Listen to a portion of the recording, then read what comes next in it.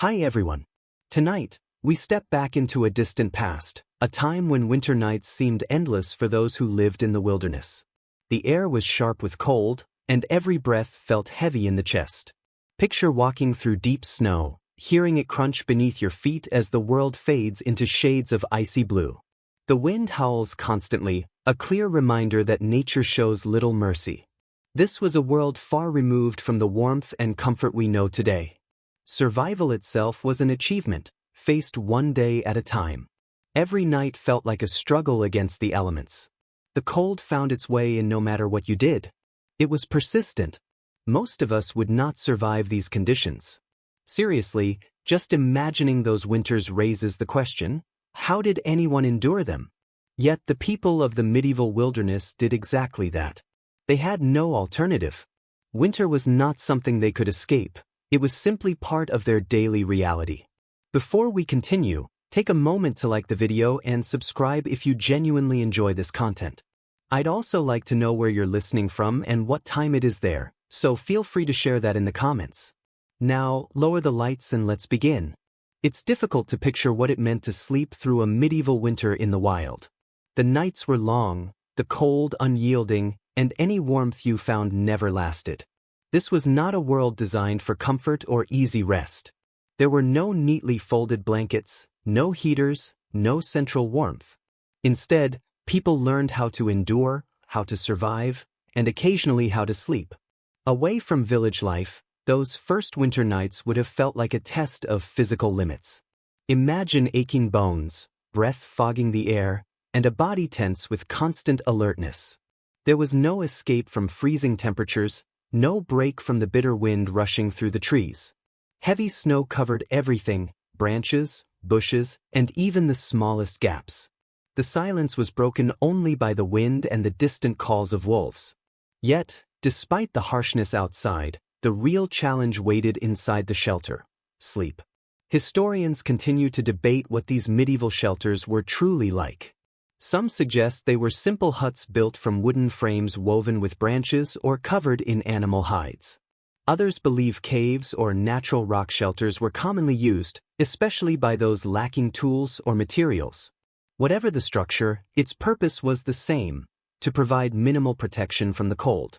These shelters were usually dark, tight, and damp, offering little more than the warmth of a small fire. Even that warmth was uncertain. Keeping a fire burning through the night was often difficult. You would lie close to the flame, hoping it lasted until morning, drawing in as much heat as possible. Shadows flickered across the walls, a quiet reminder that comfort was temporary. Sleep came in short intervals, broken by cold air, shifting winds, and the fear that the fire might fail. As you lay there, the chill slowly settled into your bones while you waited for dawn. Still, as unlikely as it seems, sleep did happen. It had to. The body required rest to recover and to gather the strength needed for another day. Medieval people, despite the extreme hardships they faced, developed a resilience that allowed them to sleep even in severe conditions. Their bodies adapted, their minds adjusted, and in the stillness of night, they rested, waking again at first light to confront the frozen world once more. The night was long and unforgiving, and the medieval wilderness offered no kindness. The wind, sharp and unrelenting, moved through the trees as a constant reminder of nature's dominance. Snow spun through the air, covering the land in a clean but hostile layer of ice. Outside, everything seemed frozen and still. Inside the shelter, you huddled beneath animal skins while a weak fire burned in the corner. Its dim light cast moving shadows along the walls, the only illumination in complete darkness.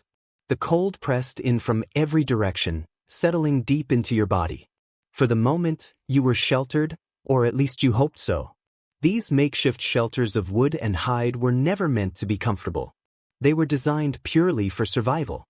Ceilings were low, often allowing only enough room to sit or crouch. Space was limited and shared.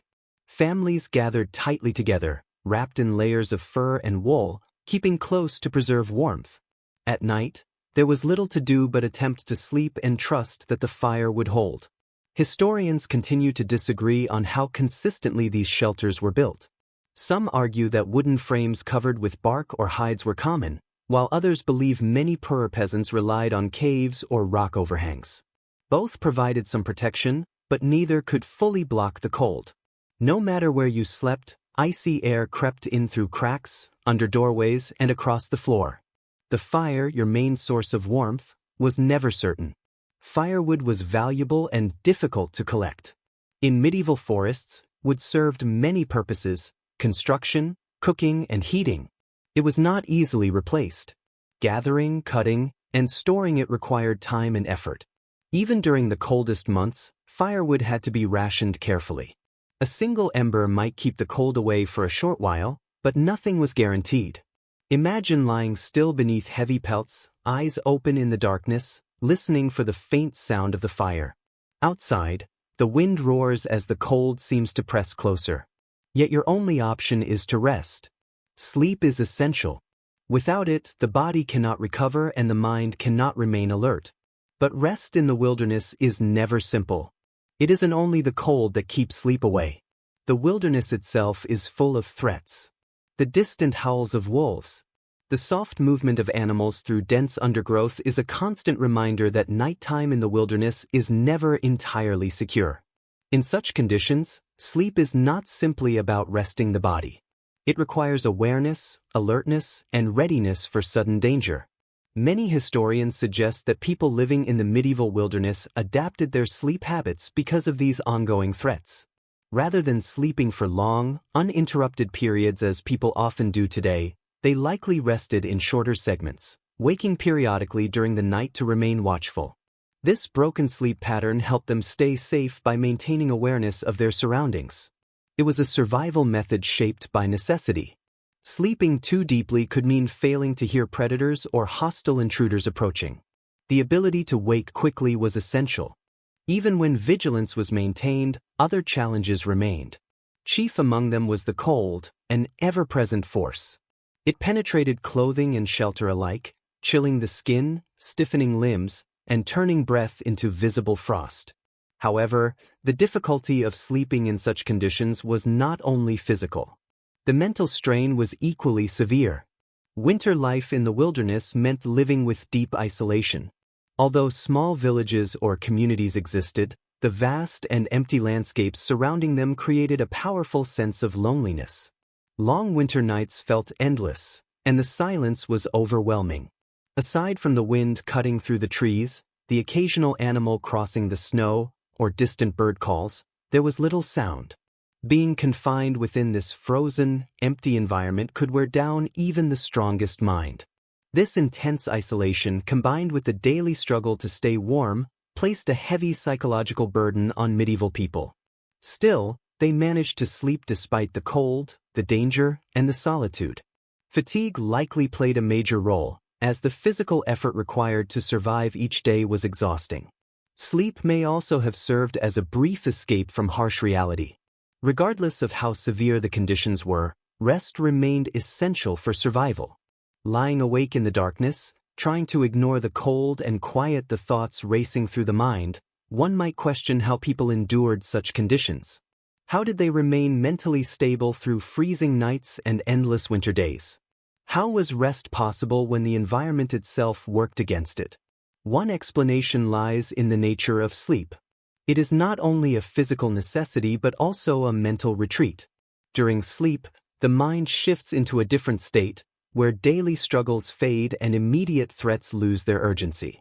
For a short time, discomfort and fear no longer dominate awareness. That temporary relief may have been enough to help people endure.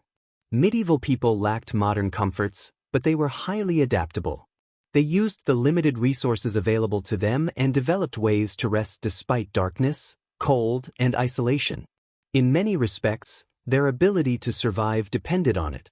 Each new day brought fresh dangers and renewed battles against the elements.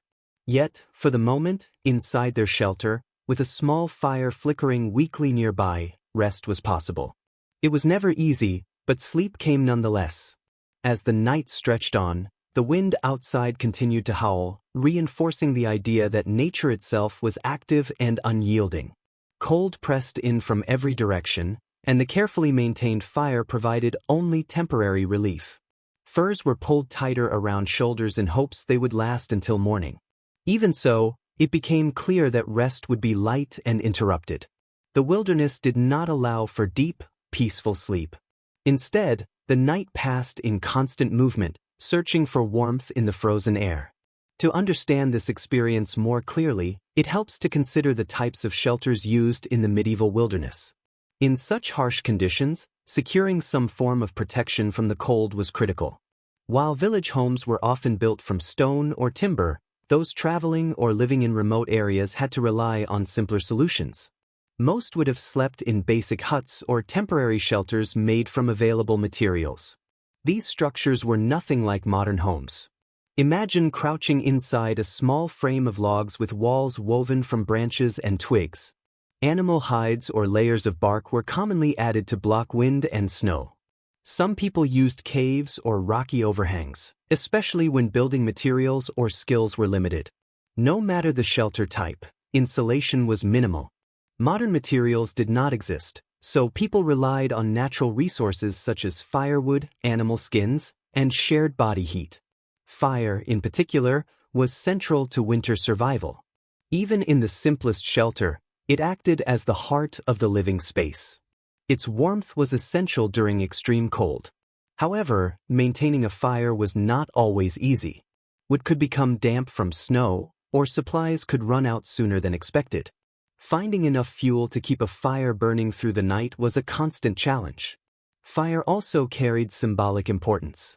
The sound of crackling flames brought comfort in an otherwise silent and unsettling environment. Its light pushed back the darkness, offering a brief sense of safety. Yet even with a fire, true rest was difficult. The fear of it dying out, ongoing shivering, and the awareness of vulnerability made relaxation rare. Historical research widely agrees that medieval winters were harsh and unforgiving. Compared to modern standards, winter clothing offered limited protection. People relied mainly on wool and animal furs, layering garments to trap as much heat as possible. One might imagine wearing multiple layers of coarse wool beneath a heavy fur cloak. Skins from animals such as deer, wolves, or bears were especially valuable, serving as insulation and shielding skin from frostbite. Even with these precautions, cold-related injuries were common. Wool provided some warmth, but it could not match modern insulated materials. Fingers and toes remained at risk, and the threat of freezing was a constant presence throughout the winter months. Interestingly, medieval people showed considerable ingenuity in their clothing practices. Many believed in wearing several layers, sometimes including garments made from animal intestines or tightly woven wool, to improve insulation and reduce heat loss. These materials could help block some of the cold. They were often uncomfortable to wear, but in such extreme conditions, survival mattered more than comfort. You might end up wearing boots made from animal hides, with thick soles designed to shield your feet from the frozen ground. Yet no matter how many layers you added, the cold would always find a way inside, slipping through every gap and opening in your shelter. Historians continue to debate how much medieval people were truly able to escape the cold during winter nights. Were they ever genuinely warm, or did they simply tolerate freezing temperatures as part of daily survival? Some researchers believe that people gradually adapted, with their bodies becoming used to harsh conditions. Others argue that discomfort was constant and that sleep was frequently disturbed by the cold. The reality likely falls somewhere between these views, since survival depended largely on adaptation. Still, even the toughest individuals would have struggled to sleep comfortably in such an environment. Despite everything, sleep did occur. Even with fear, discomfort, and relentless cold, there were moments when the body demanded rest. That rest, however, often came in short intervals. After lying awake for hours, exhaustion might finally take over, leading to a shallow and uneasy sleep. In the wilderness, sleep was never predictable. You could wake suddenly in the middle of the night, shivering as the fire faded and the cold returned. One factor that could improve sleep was the presence of others. People enduring brutal winters in the wilderness often shared shelters. More people meant more shared body heat. Families would gather closely, sleeping in the same space. The warmth of another person could be critical on nights when the cold felt overwhelming. Even with company, The wilderness could feel deeply isolating, especially when distant wolf howls or rustling branches echoed through the darkness. Nights were a blend of isolation, risk, and collective survival. You might find some reassurance in nearby breathing or quiet conversation meant to calm nerves, but you were always aware that nature was in control. Outside, the world remained frozen, dark, and dangerous. Inside your simple shelter, you relied on the temporary warmth of the fire and the presence of others. Still, sleep often remained elusive. The silence of the wilderness was broken only by the crackle of burning wood, the wind moving through the trees, and faint animal calls in the distance. As temperatures dropped further, the cold pressed against your skin, even through thick layers of wool and fur. The fire's warmth now felt weak, like a fading illusion surrounded by cold. You shifted on your bedding of animal skins, trying to find a more bearable position. Yet the sharp chill seemed to settle deep into your bones. At times, you might question how anyone managed to sleep under such conditions. Still, sleep was essential for survival. It was not just about rest, but about recovery and gaining strength for the next day. In the medieval wilderness, however, sleep was never guaranteed. It was fragile, brief, and constantly challenged by the demands of survival. A key part of enduring harsh medieval winters was the use of natural materials for warmth and bedding. As you lie on rough animal pelts, it's worth considering how this simple mattress was made. Unlike modern beds, medieval people relied entirely on available resources. Straw, hay, and leaves were commonly used as filling, offering limited padding against the cold, hard ground. These materials were far from ideal, but they represented the best option under the circumstances. Imagine lying there, surrounded by the scent of damp straw and the coarse texture of animal skins. While furs provided warmth, they could not match the comfort of modern bedding. During the depth of winter, with strong winds outside, conserving warmth required constant effort. Multiple layers of fabric, animal hides, wool clothing, and rough blankets offered some relief, but they were never fully effective. Cold still crept in, no matter how tightly one wrapped themselves.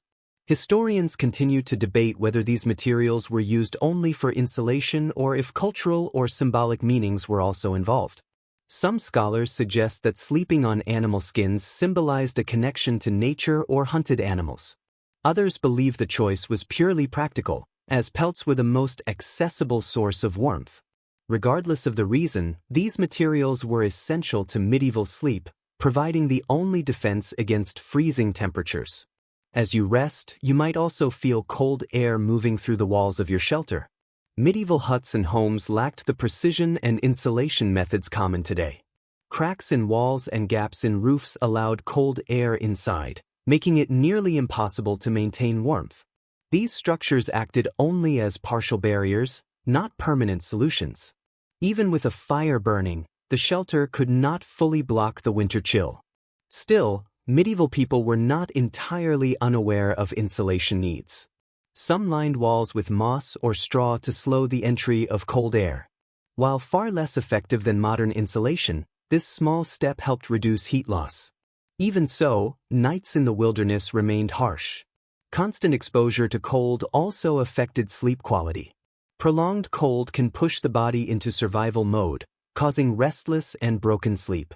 Cold not only makes falling asleep difficult, it also disrupts natural sleep patterns. People in the medieval wilderness likely experienced segmented sleep, where rest occurred in multiple phases throughout the night. This might involve sleeping for a few hours, then waking to tend the fire, check the shelter, or remain alert to surrounding sounds. Segmented sleep challenges modern ideas about rest. Today, uninterrupted sleep is considered normal, but in the medieval world, danger and discomfort made this rare. Sleep came in short periods, interrupted by the need to stay warm, remain cautious, and survive. It stands in clear contrast to the calm, uninterrupted sleep many of us experience in modern homes today.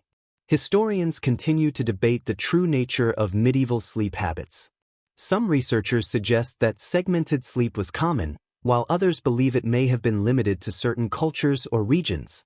What is generally agreed upon, however, is that the harsh winters of medieval life forced people to adjust their sleeping routines to their surroundings. The constant cold and ever-present danger meant that sleep was rarely a peaceful or uninterrupted experience. One major reason segmented sleep became necessary was the role of fire. As mentioned earlier, fire served as the only reliable source of warmth and light within a shelter and was essential during freezing winter nights. However, maintaining a fire was not easy. Firewood was scarce, and flames needed regular attention to prevent them from dying out. It was common to wake during the night, cold and disoriented, only to discover that the fire had weakened or gone out completely. In those moments, you would have to rise, collect more wood, and restart the fire. This ongoing responsibility contributed directly to broken sleep. Rest alone was not the priority. Survival through the night was. Beyond the challenge of keeping the fire alive, there was also the constant threat posed by wild animals. Wolves, bears, and other predators were widespread in medieval wilderness areas and represented a serious danger. The distant howl of a wolf was enough to remind you that safety was never guaranteed. Even while attempting to sleep, you had to remain alert, listening closely for sounds that might indicate danger. The fear of predators, combined with the need to manage the fire, frequently interrupted rest and created a state of constant awareness. Sleeping in the wilderness was therefore as much about staying alive as it was about resting. It required balancing exhaustion with alertness, warmth with exposure, and rest with readiness. When sleep finally came, it was often light and broken, with the mind prepared to wake instantly if a threat appeared. This persistent readiness turned sleep into a rare comfort rather than a certainty, making it difficult to imagine anyone resting deeply during brutal medieval winters. As the fire crackles softly in the corner of the shelter, its warmth feels temporary, something to hold on to before the cold returns. Lying beneath coarse furs, you remain awake, your thoughts focused on the reality of your situation. Survival in the wilderness is a constant struggle, and sleep is no exception. The cold is always close, creeping in like a presence that never fully leaves.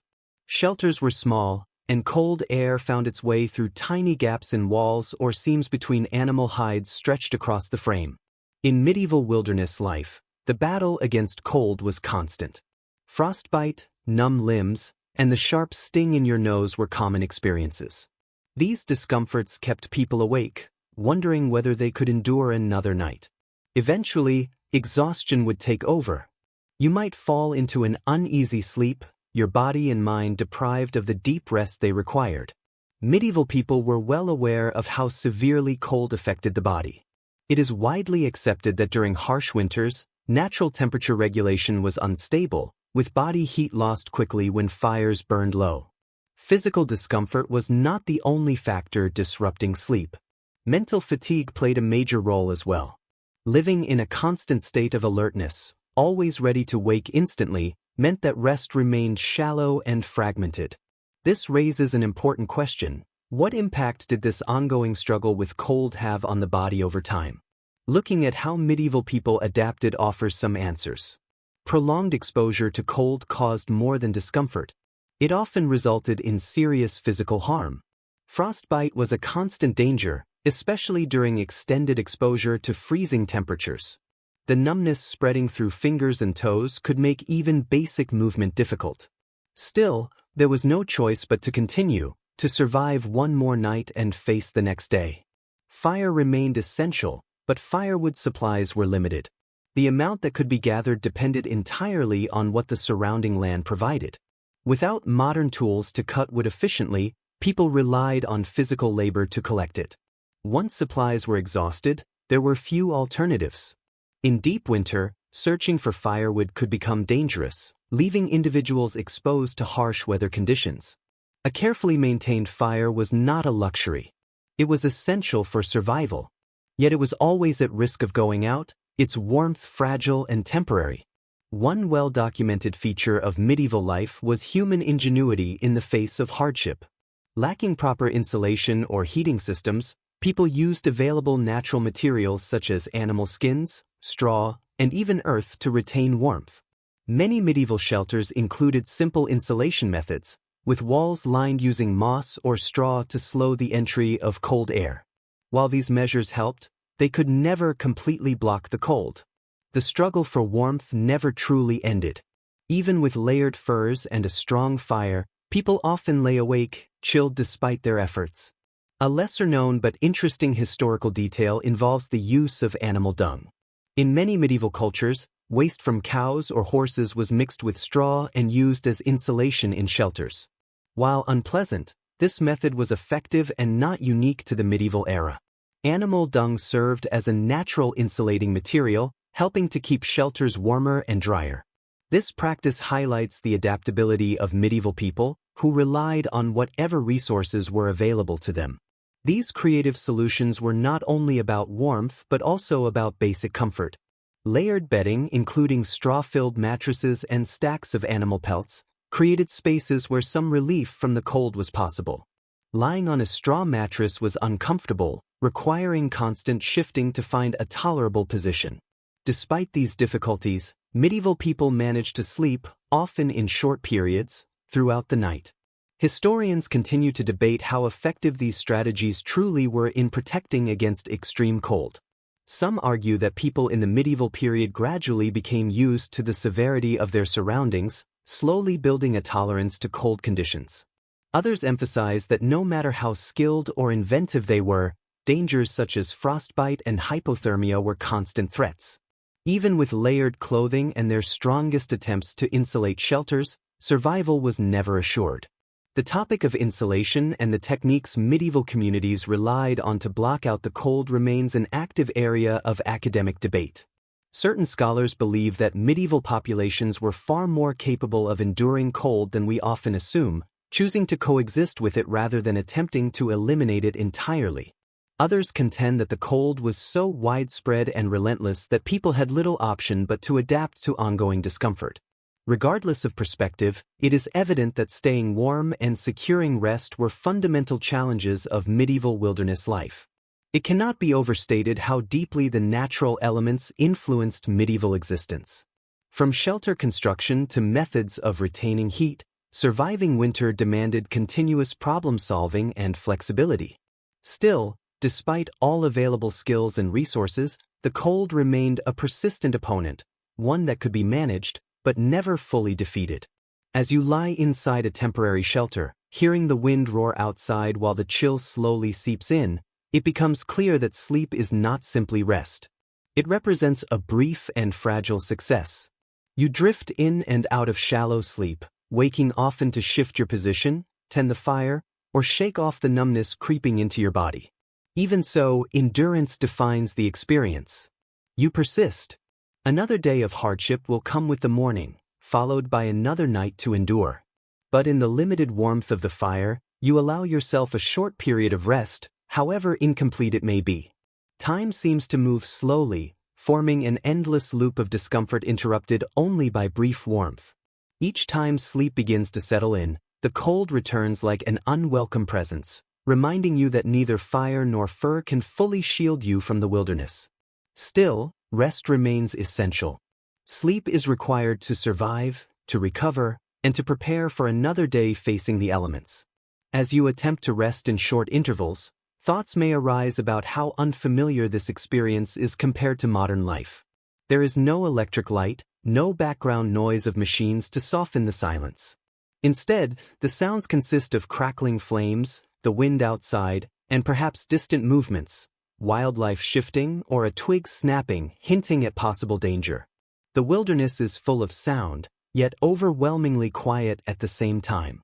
This contradiction creates an unsettling atmosphere, where silence is broken only by occasional noise.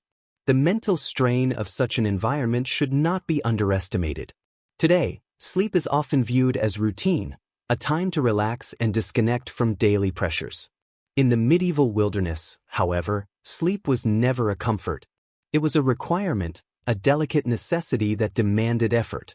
Cold temperatures, isolation, and constant alertness to danger weighed heavily on the mind and made rest difficult. A sense of safety was rare, and without it, even sleeping became a challenge. Yet environmental conditions were not the only factor. Daily habits and survival practices also played a role. As previously noted, medieval people frequently lived and slept in shared spaces. While this provided warmth, It also introduced new difficulties. You were surrounded by others, but that closeness did not always bring ease. Privacy did not exist. There were no separate rooms to retreat to. Instead, space was shared with family members, neighbors, or sometimes strangers. Everyone gathered together, conserving heat and trying to rest despite crowded conditions. It is widely acknowledged that during medieval winters, people often slept extremely close to one another, sometimes in spaces so confined that personal boundaries disappeared.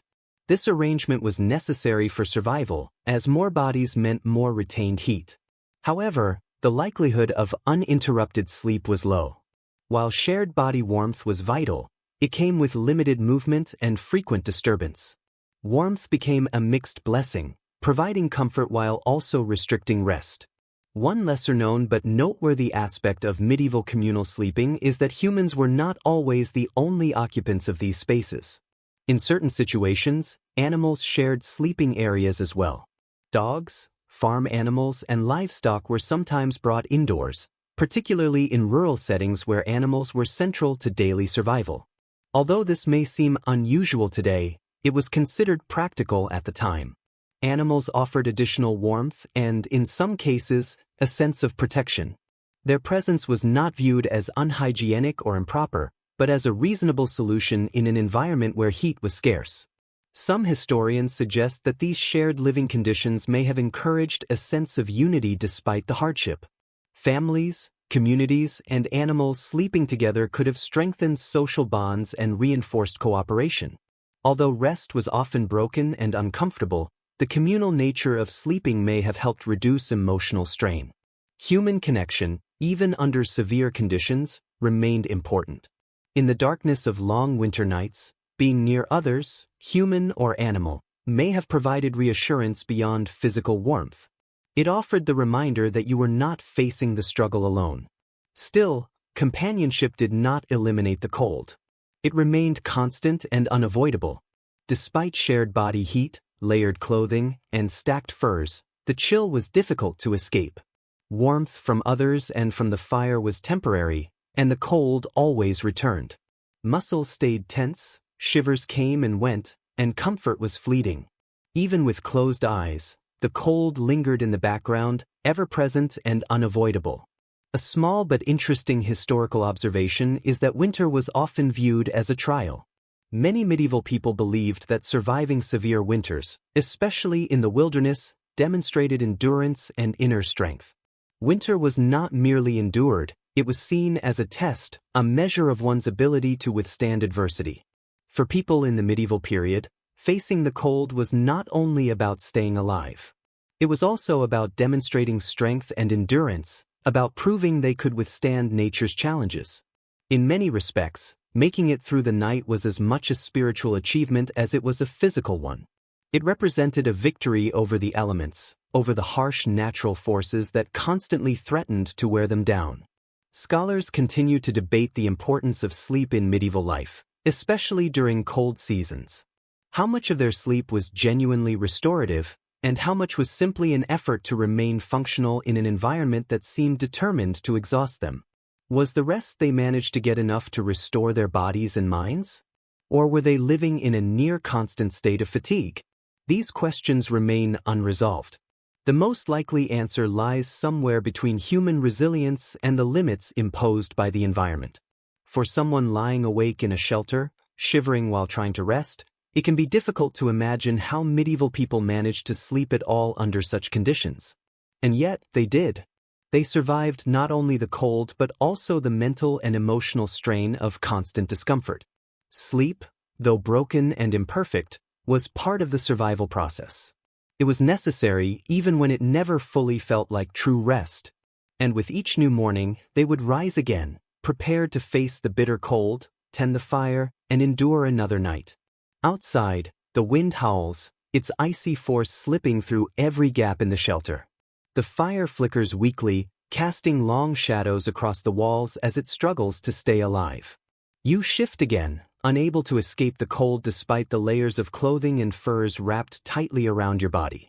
As the night drags on, the shelter feels smaller, its walls seeming to close in under the weight of the cold. Even with the confined space and the warmth from the fire, sleep remains difficult to reach. The cold is not the only thing keeping you awake. There is also the constant awareness of danger beyond the shelter. There is no certainty that the fire will last or that the structure will hold. Every crack in the walls and every sudden gust of wind serves as a reminder that nature shows little mercy. As you lie there restless, it is worth reflecting on how medieval people in the wilderness lived with this constant alertness. Rest was never easy, and the cold only made it harder. Yet without the comforts of modern life, people adapted, learning how to manage their circumstances as best they could. The fire, while never fully capable of keeping the cold away, was central to survival. It provided more than warmth. It offered light, reassurance, and a sense of safety in an otherwise dark and hostile world. Still, this comfort was fragile. A single flickering flame could vanish at any moment. Medieval people depended on more than fire alone to stay warm. They used every resource available to them, including the ground beneath their shelters. One of the more interesting aspects of medieval winter living was how people used the earth itself as insulation.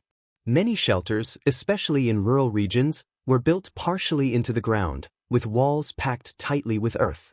This design helped regulate internal temperatures and offered some protection from the extreme cold. Some historians believe these earth-based homes retained heat better than wooden structures, though they also introduced new difficulties. The ground was cold, and moisture seeping in could make it hard to stay dry, particularly during long and wet winters. Historians continue to debate the exact construction methods of these shelters. Some suggest stone foundations and clay were used to improve insulation, while others point to sod or turf as the primary materials.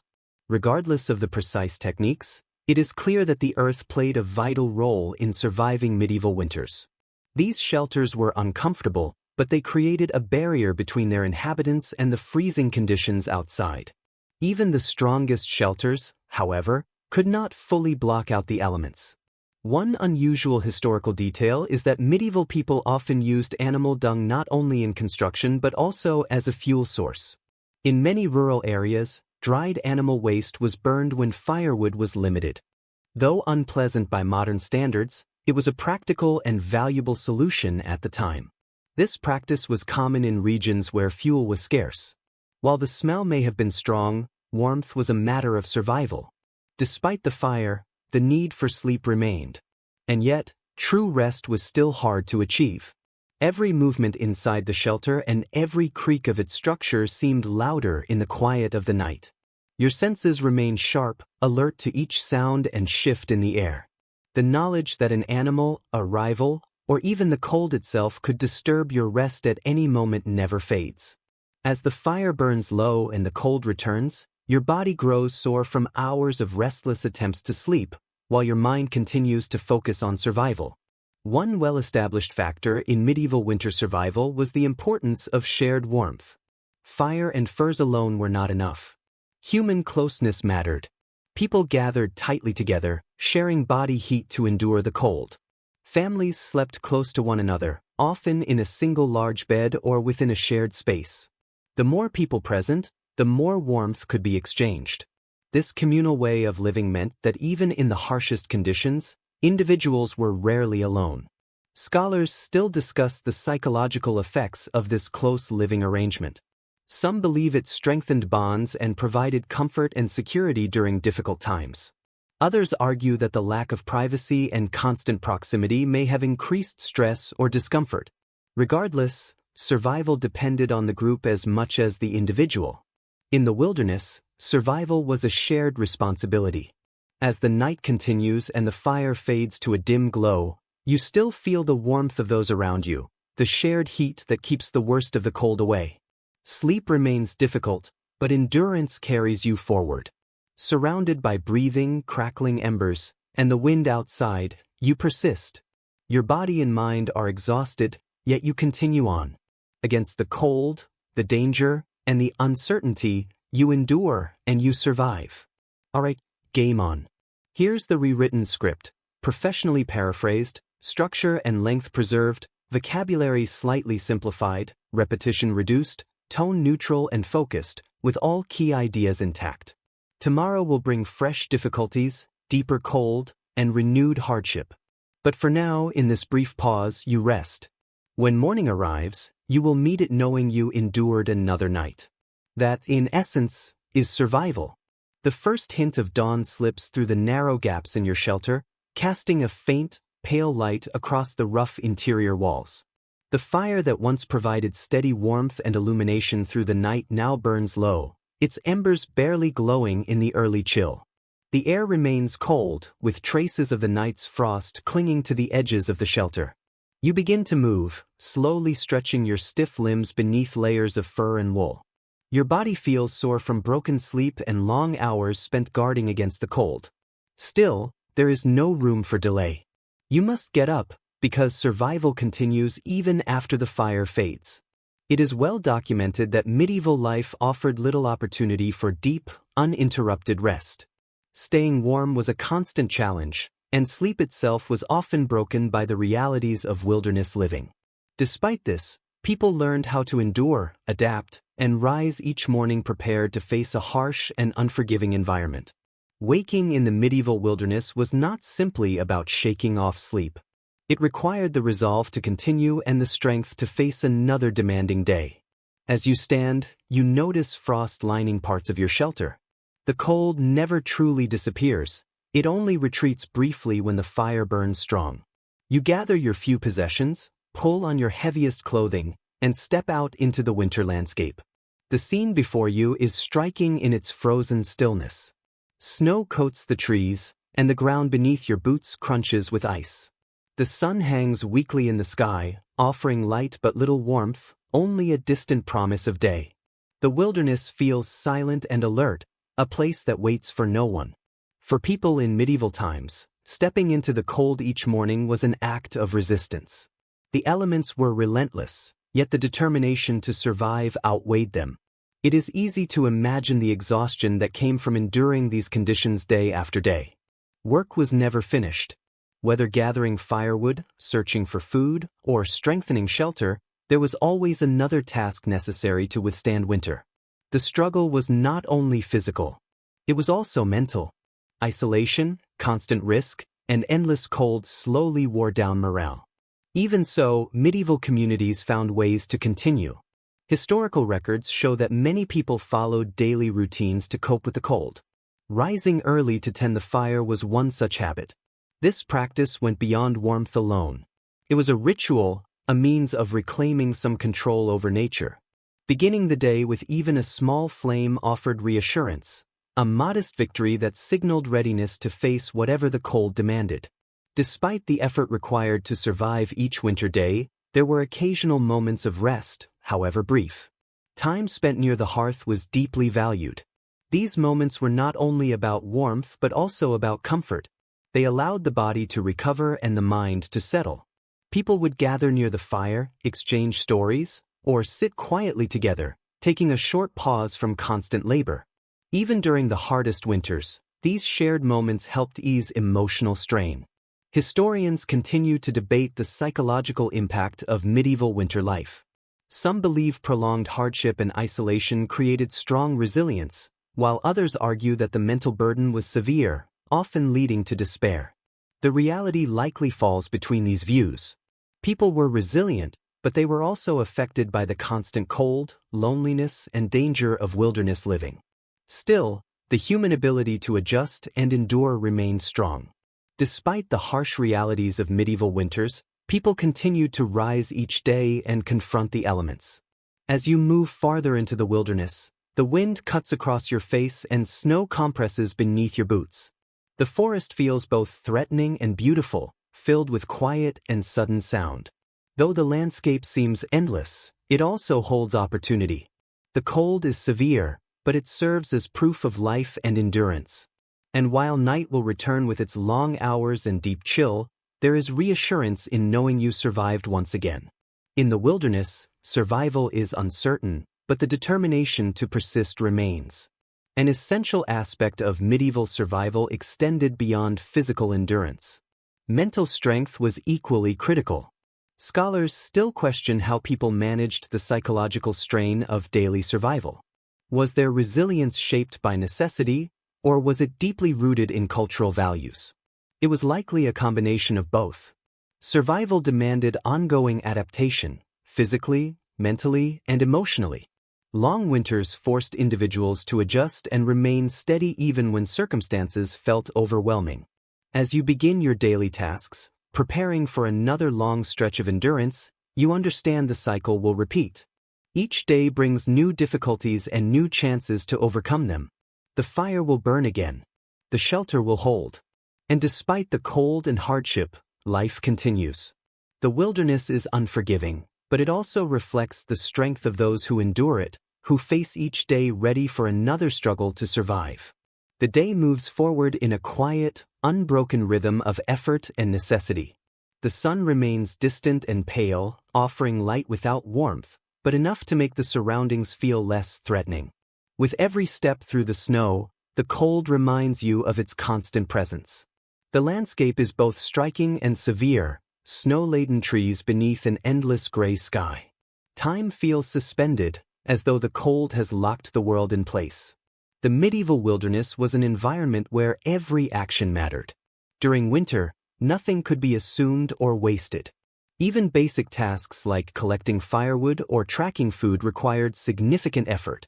What we now consider ordinary chores were essential for survival. In the cold, each movement felt heavier, each breath more difficult. The chill penetrated everything, from the frozen ground to the air drawn into the lungs. Historians frequently emphasize how essential firewood was for survival in the medieval wilderness. Without a steady supply of wood, a fire could quickly die out, leaving a person vulnerable to the harsh cold of the night. Gathering firewood was a daily responsibility, often taking hours or even days, depending on location and conditions.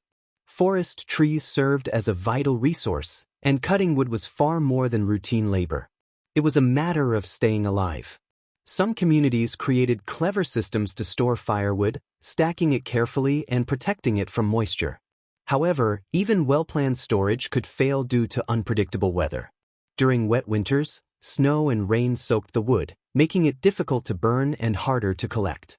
In such conditions, staying warm became an even greater challenge. The fight against the cold was not limited to keeping a fire burning. It also depended heavily on how people moved through their surroundings. Snow blanketed the land and covered the trees, turning each step into a struggle. Traveling through the winter wilderness felt like entering an unfamiliar world, one that resisted progress at every point. The frozen ground often cracked and creaked beneath foot, while deep snow slowed movement almost to a standstill.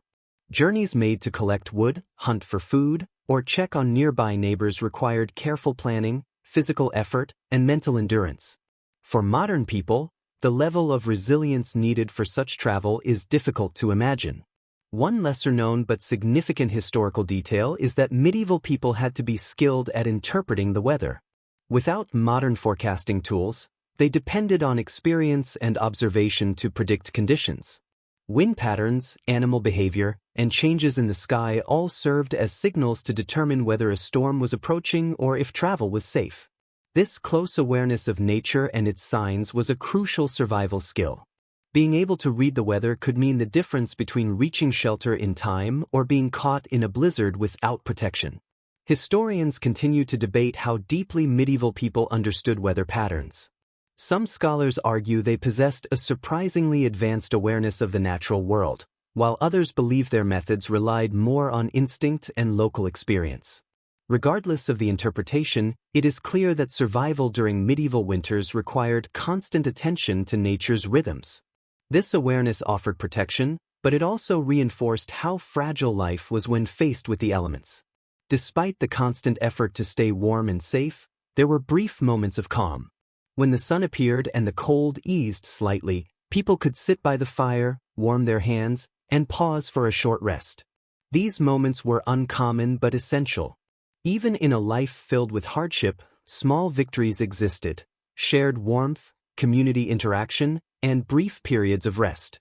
These experiences made endurance possible and allowed people to continue forward. At the end of the day, returning to shelter after hours of labor in the snow brought a slight sense of relief. The cold felt marginally less severe. A small fire still burned, offering limited warmth. Sitting close to it, the heat slowly reached tired limbs.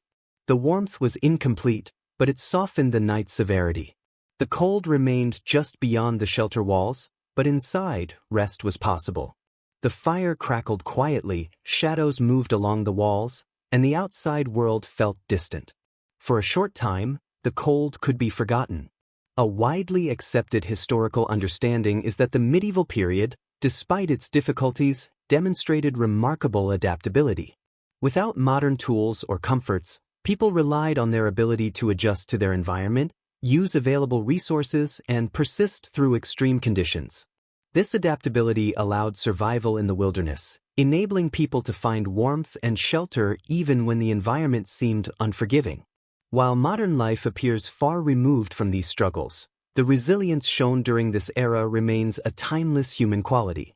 As the night continued, the fire burned on as a small source of warmth amid the cold.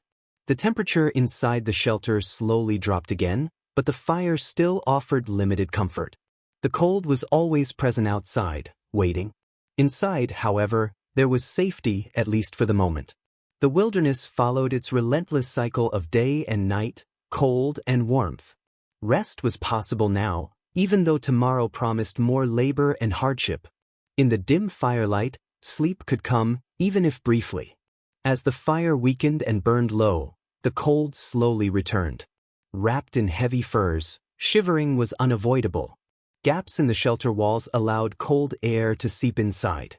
The night felt endless, and the effort to stay warm became repetitive, shifting position, tightening the furs, hoping for more heat. While shelters provided some protection, they were never a guarantee of warmth. Even well-constructed medieval shelters had weaknesses. Stone huts, wooden structures, lean-tos, and caves each had limitations. The medieval period saw highly resourceful shelter-building techniques. People used whatever materials were available, including timber, stones, animal skins, and even bones. Despite this creativity, nature could not be fully overcome. Cold remained a constant threat, and no shelter could completely block winter's harshness. This ongoing exposure to extreme conditions left a lasting impact. Historians agree that how medieval people adapted to cold environments was critical to survival. Thick wool clothing, fur-lined garments, and layered animal skins provided insulation. Still, the cold often caused serious harm. Frostbite was common, particularly in fingers, toes, and noses. Prolonged exposure slowed blood flow to extremities, increasing the risk of tissue damage and even loss of limbs. There is an unusual historical note regarding frostbite treatment. Lacking medical options, some medieval people reportedly used urine to thaw frozen body parts. The warmth from the liquid helped restore circulation, though the method was uncomfortable and unsanitary. While shocking by modern standards, it reflected the limited choices available, especially in isolated areas. Even with such methods, frostbite remained a serious danger. Beyond immediate injuries, long-term exposure to cold weakened the body over time. Illness became more common, and the immune system suffered under constant strain. In this way, cold conditions affected not just comfort, but the ability to remain healthy and strong. Survival in the medieval wilderness required more than physical strength. Mental resilience was equally important.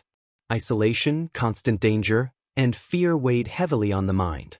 While daily labor occupied the body, long nights tested emotional endurance. Fear of predators, loneliness, and relentless cold all took a psychological toll. During these nights, people found ways to cope.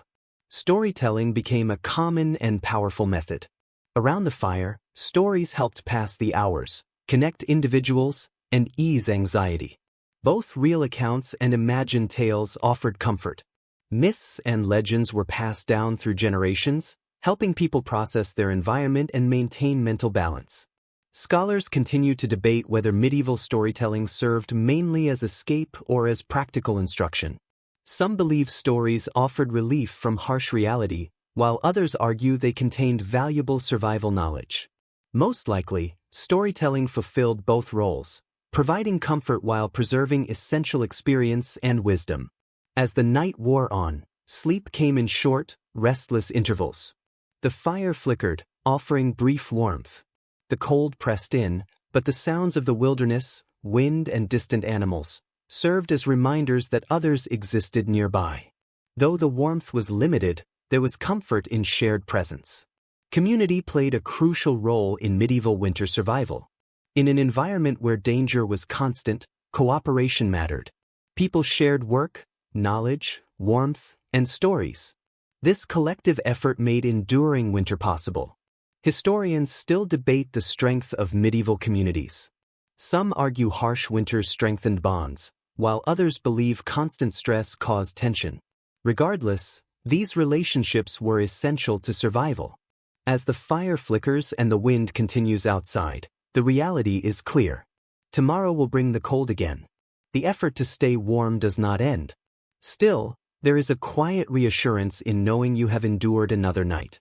The shelter, the lingering heat of the fire, and the presence of those beside you provide enough stability to carry you forward.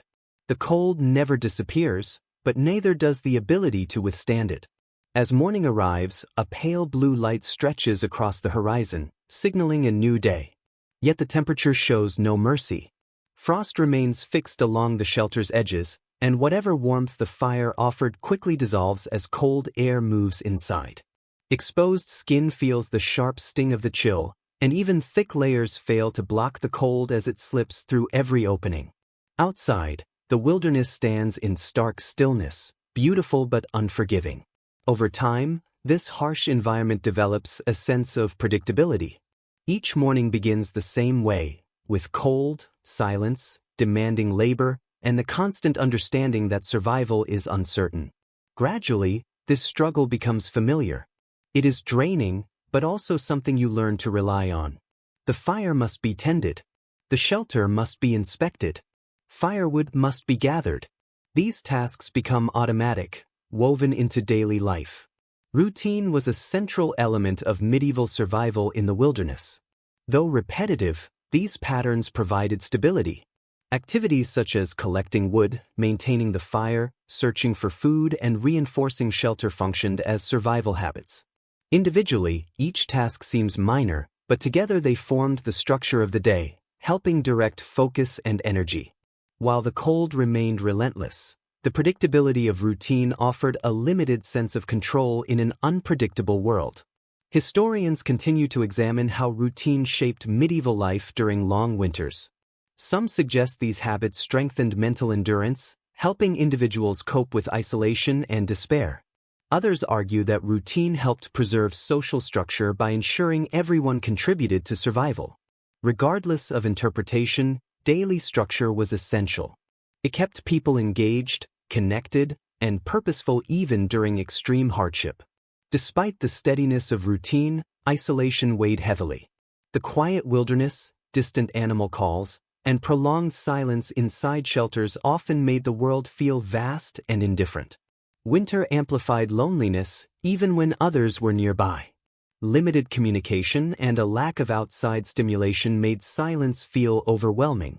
One distinctive feature of medieval winter life was how this isolation was eased by the communal hearth.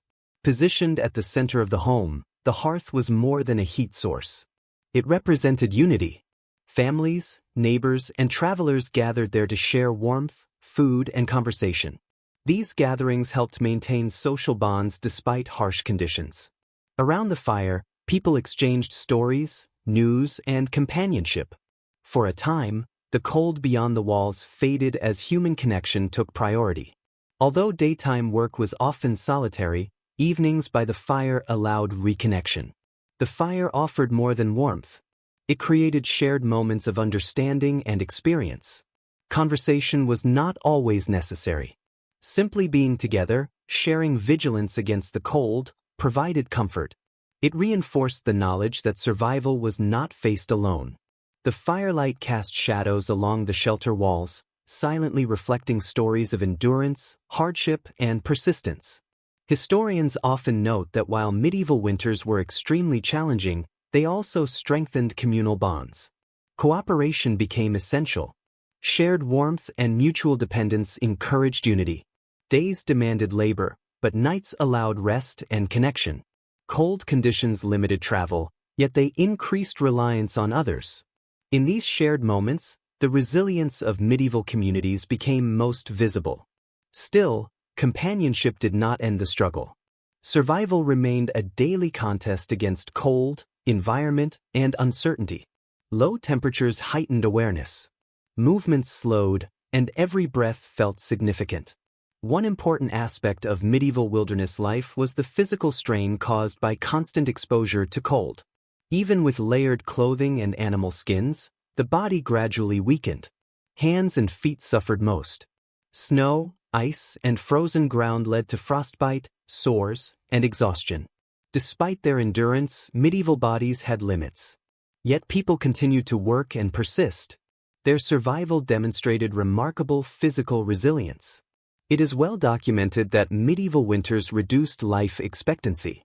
Extreme cold combined with constant physical effort shortened lives. Many died young due to exposure, hunger, or illness. Those who survived repeated winters possessed a resilience difficult to imagine today. Their persistence serves as a reminder of human endurance. As you rest beside the fading fire and feel the cold returning, you understand that the cycle will repeat. Each day will bring more labor, isolation, and exposure.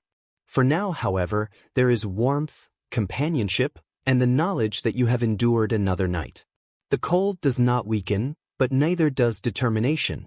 Survival continues, one day at a time. As the night deepens and the fire dwindles, the cold gradually seeps back into your body. Outside, the wind grows louder, pressing against the shelter, a reminder that the wilderness remains active. Comfort is minimal. Survival continues quietly. You pull the furs closer, searching for relief, but rest remains difficult. Shivering, the occasional sound from the fire, and unfamiliar noises beyond the shelter keep your senses alert. Nighttime has always been the most demanding period. In darkness and cold, physical and mental strength feel strained. The goal is not rest alone, but making it to morning.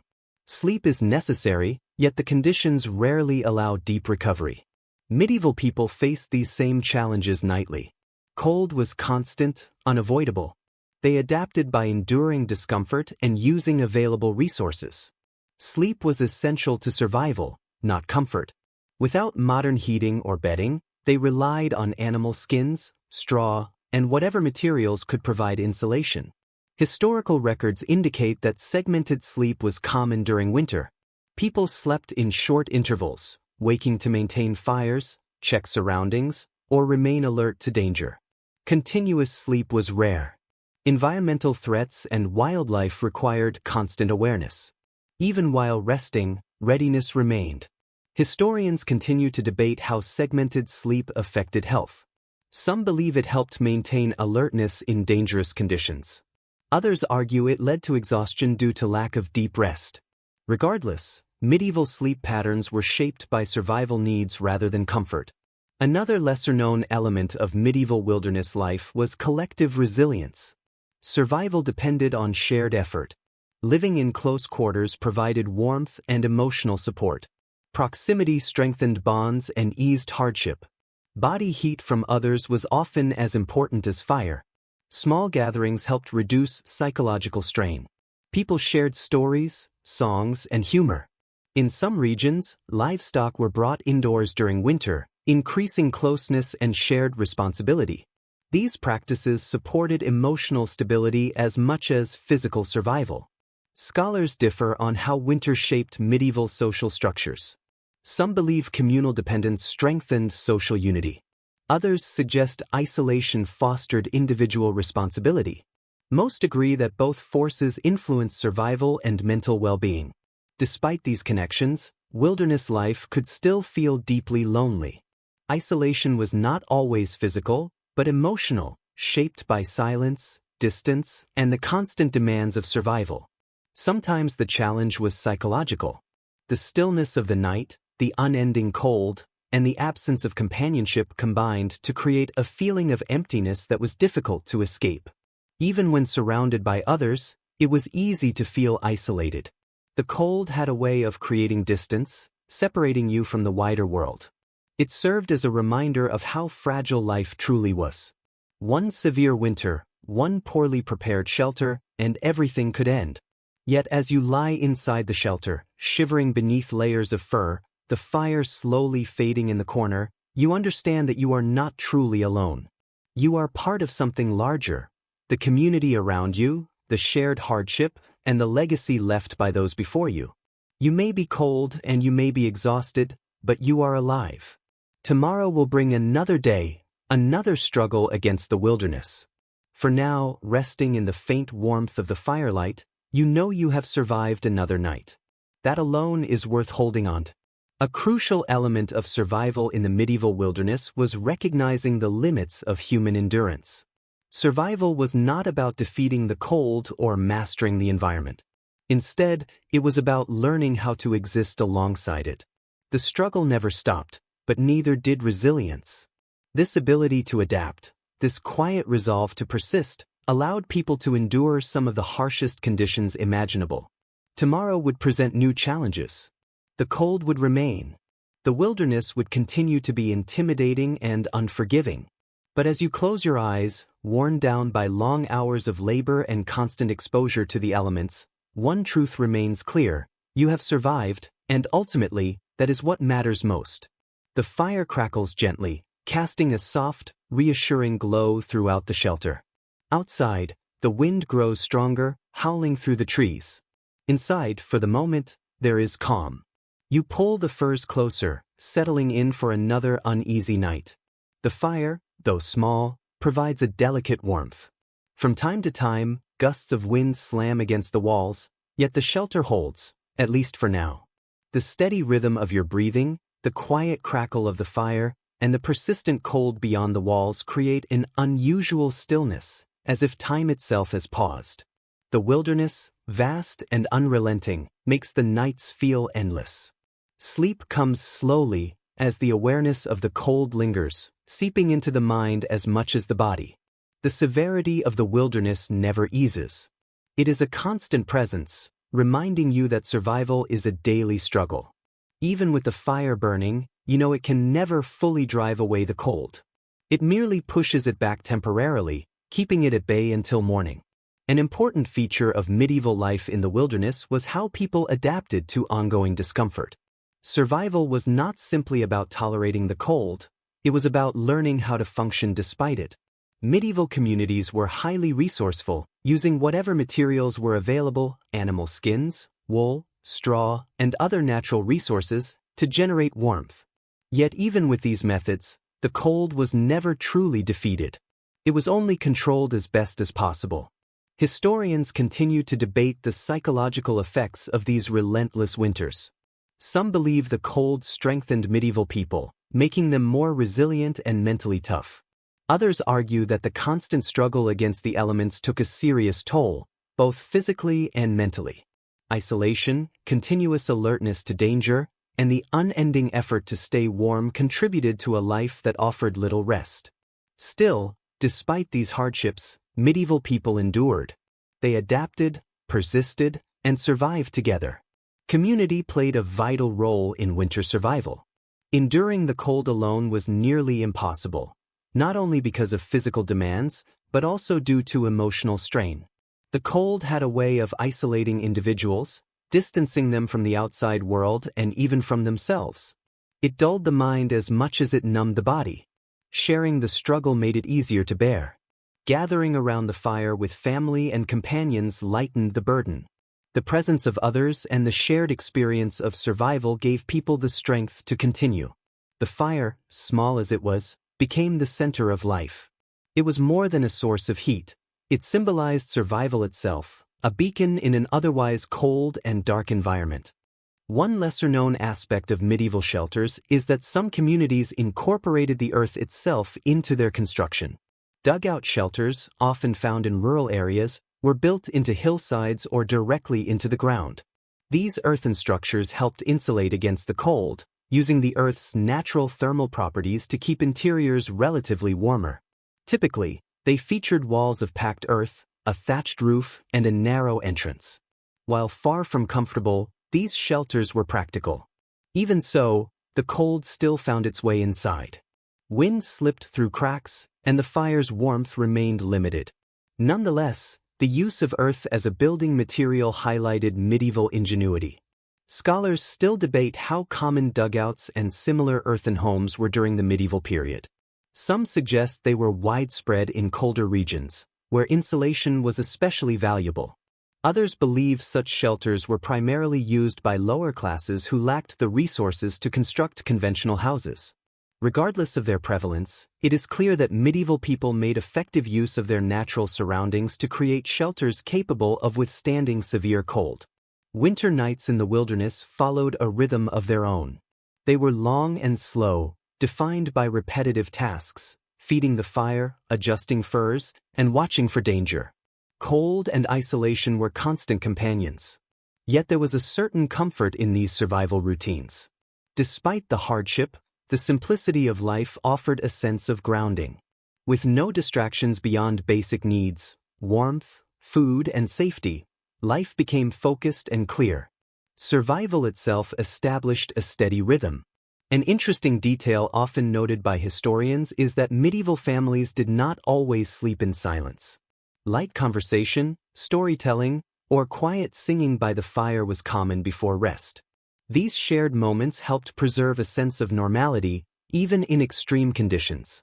Firelight, soft voices, and shared warmth reduced the emotional weight of isolation.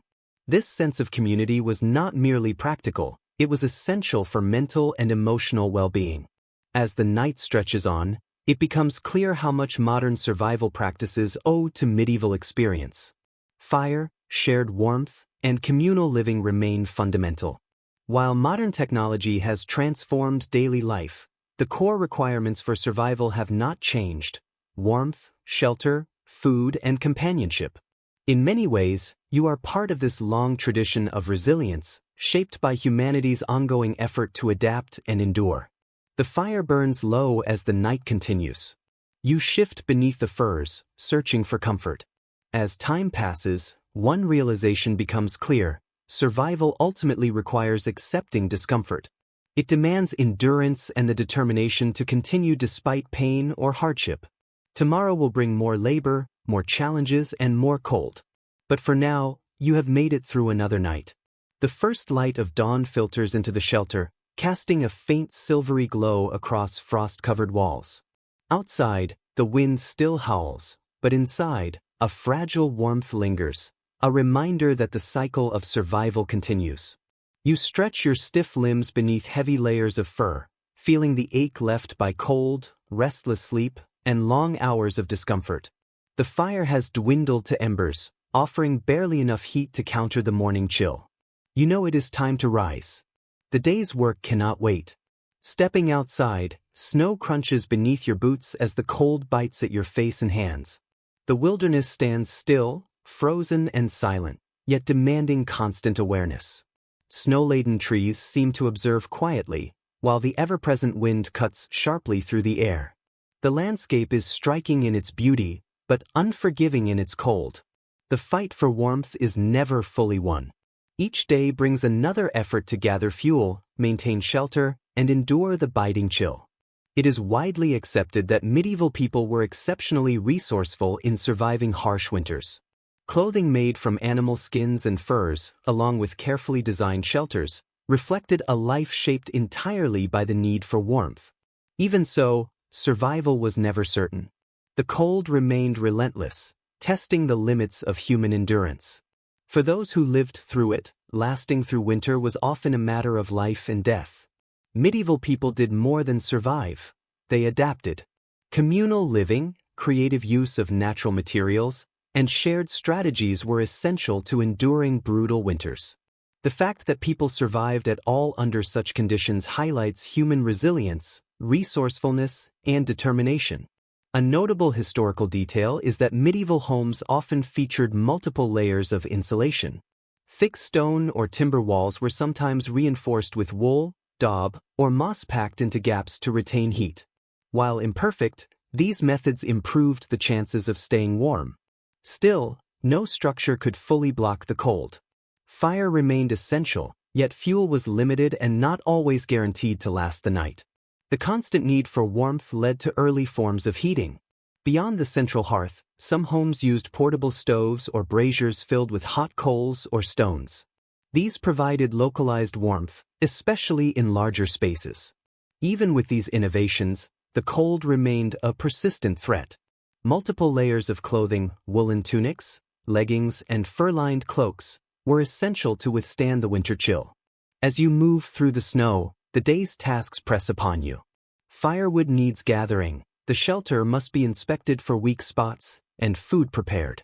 Despite the work ahead, there is a strange comfort in the familiarity of the routine. The same chores, the same struggle, the same cold. Everything forms a rhythm you learn to follow, as if survival itself has a pattern, a quiet dance that is both tiring and grounding. One of the well-known truths about medieval wilderness life is that winter survival required constant vigilance. People had to monitor shifting winds, approaching storms, and the behavior of wildlife. The cold made hunting difficult, and food had to be carefully rationed. Meat was often preserved through salting, drying, or smoking to ensure it lasted the harsh months. Preparing and planning for scarce resources was essential. Food collected in warmer months had to stretch, but it often did not. Fresh food spoiled quickly, and the frozen ground made hunting and foraging harder. The struggle for food, like the fight against cold, was relentless. Despite these hardships, medieval communities found ways to endure. They developed effective methods to live with the land, balancing use with respect. Communities formed around shared challenges, with each member contributing to collective survival. Cooperation was crucial. Sharing food, firewood, and shelter ensured no one faced the winter alone. Scholars debate the extent to which medieval life depended on cooperation. Some argue that individualism and family units dominated, while others contend that survival forced people into close-knit communities. Regardless, survival relied heavily on teamwork and mutual support. Even in extreme conditions, the strength of the group determined who survived. As the sun rises, the cold remains persistent. The struggle for warmth and sustenance continues. Yet, there is something grounding in routine. Despite the hardships, being alive, being resilient, and having a strong community makes survival possible. Today, like those enduring medieval winters, you face struggles, different in form but similar in rhythm. The fight for comfort, safety, and survival is universal, linking the past to the present. As the day progresses, the cold continues to bite. The sun offers little relief from frost covering the ground and trees. Each step and each breath reminds you of the environment's harshness. Tasks are clear: gather wood, maintain the shelter, keep the fire alive. Survival chores are not glamorous, but each one is vital, forming the fragile web that sustains life. The fire, though small, offers warmth and reassurance. Without it, the wilderness would reclaim the shelter, seeping into every corner, numbing limbs, stealing warmth. Maintaining the fire is constant work, yet it also symbolizes survival itself. Fire was central to medieval life. It provided warmth, light, and safety. Yet it was fragile, vulnerable to wind and snow, requiring careful attention. Collecting wood and tending flames were not mere chores, they were rituals that gave people a sense of control. Knowledge of fire building, suitable wood, and protection techniques was passed through generations, forming a vital survival skill. But fire was only part of the strategy. Protecting the shelter from the cold was equally crucial. Rural and wilderness homes were often built from timber, stone, or packed earth. These structures offered defense but were not perfect. Cold seeped through gaps. People used animal skins, blankets, and moss for insulation, demonstrating resourcefulness with available materials. Yet the cold always lingered, just beyond the fire's warmth. Interestingly, medieval sleeping arrangements were adapted for survival. People often curled up together in a spoon position, conserving heat by minimizing exposed surfaces. Family members and companions would huddle for warmth, sometimes joined by dogs. Comfort was secondary to survival, but this approach ensured endurance through freezing nights. Survival required more than physical skill. It demanded mental toughness. Isolation, cold, and constant danger could overwhelm anyone. Medieval communities coped through shared activities like storytelling. Around the fire, stories served not only as entertainment but also as a way to bond, pass down knowledge, and preserve cultural values. Scholars debate whether storytelling was mainly escapism or practical instruction. Likely, it was both, providing comfort and connection while teaching survival wisdom. As the day continues, the cold will return with nightfall, testing even well-prepared shelters. Yet there is satisfaction in the work. Each task builds upon the last. Being part of this rhythm of struggle and endurance provides its own resilience. The cold is constant, but so is the human ability to endure. Each sunrise reminds you of that strength. Warmth is found in the fire, the community, and in the knowledge that you survived another day. Days blend together, a cycle of work, cold, and fleeting comfort. As night falls, the fire is stoked, the shelter checked. Small victories reassure you that survival is possible. The cold is relentless, but so are you. Tasks repeat: gathering wood, tending the fire, maintaining the shelter, staying alert. Exhausting as it is the rhythm of survival, the unspoken law that has governed life since the first frost. Night brings quiet, broken only by distant wolves and the crackle of fire. Cold presses in from all sides, but the fire offers fragile comfort. Fire was not merely warmth, it was hope, a constant reminder of life and endurance. Maintaining it became a survival ritual, a symbol of perseverance. Though temporary, its light and heat represented the fight against relentless hardship. Survival required effort, vigilance, and resilience. Finally, one of the more intriguing aspects of medieval life was segmented sleep, patterns adapted to cope with the cold and isolation. The cold, danger, and constant need for alertness meant that a full, uninterrupted night of sleep was a rare luxury. People often slept in shifts, waking throughout the night to tend the fire, check the shelter, or remain alert for threats. This fragmented sleep was a crucial adaptation to the harsh medieval wilderness. Survival required constant readiness. Sleep was not just rest, it was a matter of survival. Each cycle was broken, leaving people awake and vigilant, aware of the cold that could strike at any moment. Historians debate how this segmented sleep affected health and well-being. Some suggest it caused exhaustion and mental fatigue, while others argue it was simply a natural adaptation. Regardless, sleep in the medieval wilderness was never simple. It was carefully managed, balancing rest with survival. People adapted to shorter bursts of sleep, their bodies and minds accustomed to waking and resting in cycles. The cold was constant, pushing people to adapt. Daily tasks, gathering wood, stoking the fire, staying warm, were part of survival. Medieval people survived not because they were stronger than us, but because they understood the land, adapted to it, and learned resourcefulness. Survival wasn't about brute strength. It was about knowing how to make the most of what you had and how to protect yourself against nature's threats. Interestingly, some believed the cold had a spirit. In certain regions, people left food or firewood outside to appease the winter spirit. It highlights the medieval view that nature was filled with unseen forces, forces that could help or hinder survival. Cold wasn't only an enemy, it was respected and learned to live with, like all elements around them. Under the firs, with the fire flickering low, medieval people reflected on days spent enduring cold and nights gathering firewood. Each action was a step closer to surviving another day. Tomorrow would bring the same challenges, but strength was found in the rhythm of daily life. Survival wasn't about conquering nature, it was about understanding it, adapting to it, and working with it. Cold, darkness, and isolation were constant, but medieval people found ways to endure and keep moving forward. Morning brought the same struggles. The air was crisp and biting, frost crunching underfoot, breath visible in the cold. The frozen landscape was silent except for the wind, and the low, weak sun offered a small hope. Tasks awaited, gathering firewood, hunting, checking shelters. The cold persisted, but so did survival. Life was a cycle of work, struggle, and endurance. The cold could never be fully removed, only managed enough to survive another day. Medieval people became skilled at making do with what they had. Without modern tools or comforts, they developed survival skills. One essential skill was making and maintaining fire. Fire provided warmth, light, and life. Maintaining it required constant attention, firewood gathering, and knowledge to protect flames from the wind. Even then, the cold was never fully kept at bay. Fire offered comfort but couldn't change the harshness of the wilderness.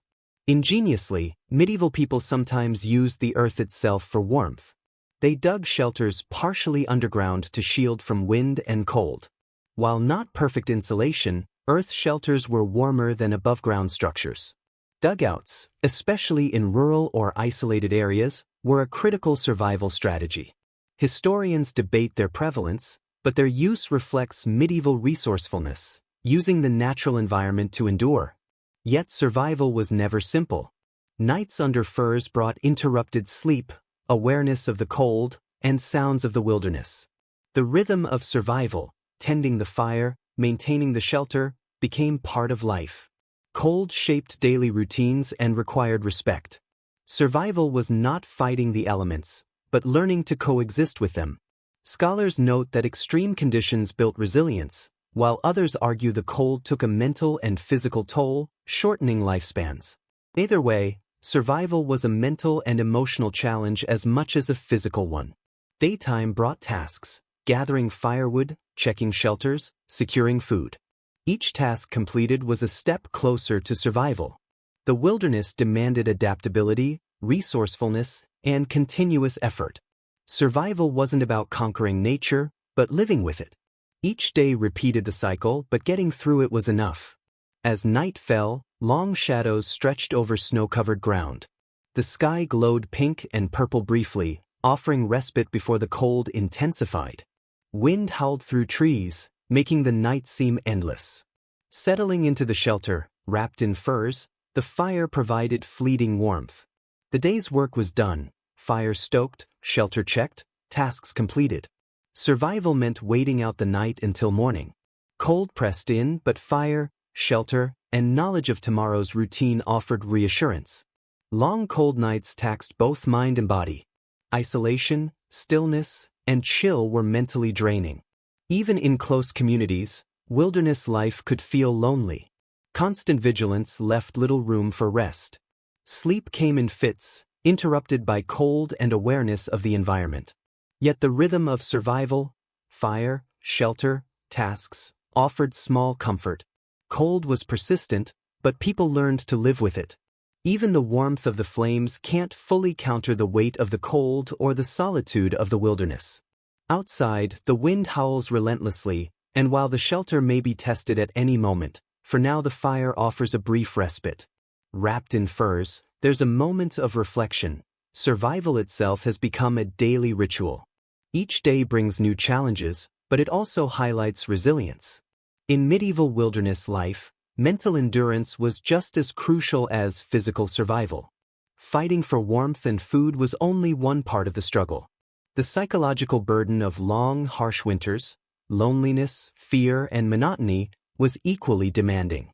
Storytelling, communal gatherings, and rituals around the fire helped maintain morale. Yet, despite these coping strategies, the mental strain was constant. Survival required more than enduring cold. It demanded the will to persist even when the environment seemed bleak. Historians study how medieval people sustained emotional well-being during these winters. Some argue that the harsh conditions strengthened social bonds, fostering solidarity. Others suggest survival led to quiet resignation and acceptance of relentless hardships. Either way, survival depended as much on mental strength as on physical endurance. A fascinating historical detail is the midwinter celebration, held during the longest night of the year. Communities gathered for food, drink, and shared activities to mark the passing of the darkest days. These celebrations reinforced a sense of community and hope, reminding people that even in the coldest months, life continued. Scholars debate their purpose. Some see them as religious observances of the solstice, others as morale-boosting traditions, but their effect was clear. They symbolized endurance and the eventual return of warmth. As you sit by the fire, thinking of these gatherings, you realize how essential these small connections were.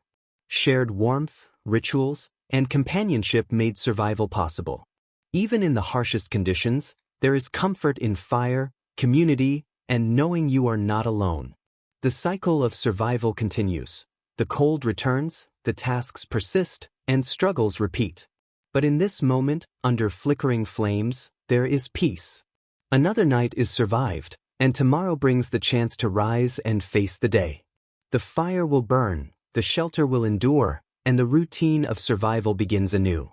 With the first pale light of dawn, soft shadows fall across frost-covered ground. The interior chill seeps through the furs, yet the morning brings quiet relief. The warmth of the fire has dwindled to embers, and discomfort is unavoidable. But the day must begin. Gathering firewood, inspecting the shelter, and preparing for the work ahead is a testament to the resilience required to survive. Survival demands consistent effort. Each task, from maintaining the fire to securing food, combats the persistent cold. Familiar rhythms provide comfort, and every small victory, keeping the fire alive, adding logs, maintaining warmth, becomes meaningful. Medieval people relied on ingenuity to endure harsh winters. They used all available resources, firewood, animal furs, and even the earth, to create warmth and shelter. Every log counted, and the fire was the heart of the home, offering both heat and security. Yet, no matter how carefully prepared, the cold was never fully contained. Shelters could never completely insulate, fires could die, and furs offered limited protection. Survival was about coexisting with the cold, not conquering it. Communal living was often a critical strategy. Families or groups shared small shelters, huddling for warmth. This physical closeness provided emotional comfort and safety in a dangerous world. Yet, even with shared warmth, nights were long and sleep was never easy. Vigilance against cold and predators made rest fragmented. Medieval people adapted with segmented sleep patterns. Some would sleep in shifts, ensuring someone tended the fire and kept the shelter safe throughout the night. While this interrupted rest may seem unusual today, it was essential. Scholars debate its long-term effects, whether it caused exhaustion or the body simply adapted, but there is no doubt that nights were filled with struggle. Sleep was another element of survival, just like tending the fire or reinforcing the shelter. As morning light strengthens, frost sparkles on the ground, highlighting the endurance needed to survive. Daily tasks, gathering wood, stoking the fire, checking shelters, bring small but significant accomplishments. Survival is cyclical. Cold returns, fires flicker, work continues. The rhythm of these tasks is grounding, connecting people to the land, the seasons, and the generations that preceded them. Medieval survival was built on resilience and adaptability. Without modern tools, people relied on skill, resourcefulness, and a determined will. Hunting, preserving food, and maintaining shelters were all essential. Each completed task was a step toward another day of survival. Sitting by the fire, you understand that despite harsh winters, persistence and small victories made life possible. The cycle repeats, cold returns, work continues, and the rhythm of survival endures. The fire provides temporary warmth, but that small comfort is enough. The frost outside remains, heavy and unyielding, yet the day calls. Survival is not about ease, it is about determination. Feeding the fire, gathering logs, and maintaining shelter are daily rituals, vital for enduring the cold. These acts, however routine, are victories in themselves. Medieval winters were harsher than anything we face today. Climate conditions made survival a constant challenge. Yet, through ingenuity and resourcefulness, people endured. Knowledge of the land, careful preparation, and mental resilience allowed them to navigate these long, brutal months. No matter the effort, the cold remained a persistent threat. Shelters and fires were temporary shields, but life continued. The fire, though carefully tended, could never make the shelter truly warm. Yet, it provided just enough heat to keep the cold at bay. That was the essence of survival, not conquering the elements, but coexisting with them, adjusting to their rhythms, and learning to live in harmony with the land despite its hardships. One notable aspect of surviving medieval winters was the sense of community. People often lived closely together, not only for warmth but also because isolation in such conditions was dangerous. Communities allowed individuals to combine resources, share knowledge, and support one another through the harsh months. In a world where every day felt like a battle with the elements, community became a lifeline.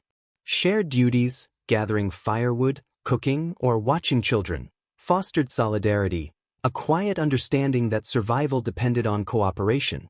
The cold could never be fully controlled, but the bonds formed in facing it became a source of strength. A peculiar historical fact is that some medieval households shared their shelter with animals during the coldest periods. Though it might seem odd today, this was practical. The body heat of cows, horses, or other livestock helped raise indoor temperatures slightly. People huddled close to animals, gaining warmth while also benefiting from essential resources such as milk, meat, and wool. Survival depended on using every available resource, no matter how unconventional. Historians debate whether animals were kept indoors mainly for practicality or emotional comfort, but either way, it highlights that medieval survival relied on collaboration and resourcefulness. Whether it was shared firewood, communal meals, or a dog curled at your feet, the community was essential. As you sit by the fire, watching the embers fade, you reflect on these small victories that made survival possible. The cold is ever present, but the fire, the shelter, and the warmth of those around you are enough for now. There's quiet satisfaction in knowing that no matter how harsh the world becomes, humans can adapt, endure, and continue. Each day builds toward the next, each moment a testament to the resilience of those who came before. Scholars still debate whether medieval people understood the mental strain of harsh winters. Some argue the struggle created psychological resilience, while others suggest that isolation and discomfort caused deep mental stress. Likely, the reality was somewhere in between. While survival required toughness, the emotional weight of enduring such conditions was significant. People coped by relying on routines, each other, and the warmth of the fire, a profound testament to their strength. As night deepens and the cold returns, you settle into the rhythm of survival. The fire burns low but enough to last the night. Tomorrow will bring more work, more struggle, more cold. For now, though, in the warmth of the fire and the knowledge of surviving another night, you find peace. The wilderness is harsh, but it also proves your resilience. The night stretches long, the fire crackling faintly, its heat just enough to keep the worst of the cold away.